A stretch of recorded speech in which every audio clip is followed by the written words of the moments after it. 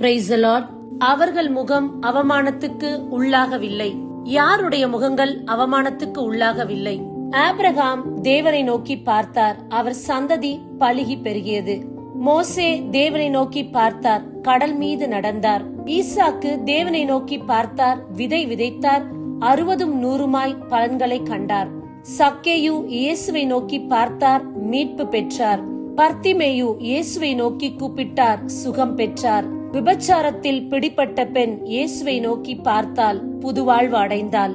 நாம் இன்றைக்கு யாரை பார்த்து கொண்டிருக்கின்றோம்?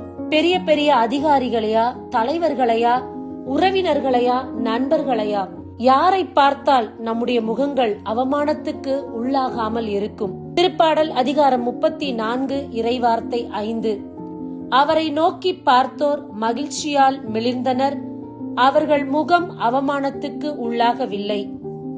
கிறிஸ்துவுக்குள் பிரியமானவர்களே, இன்றைக்கு யார் யாருடைய முகத்தையோ பார்த்து கொண்டிருக்கின்றோம்.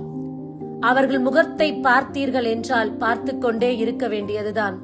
ஆனால் ஆண்டவருடைய முகத்தை நீங்கள் பார்த்தால் ஒரு நாளும் அவமானத்துக்கு உள்ளாகப்பட மாட்டீர்கள்.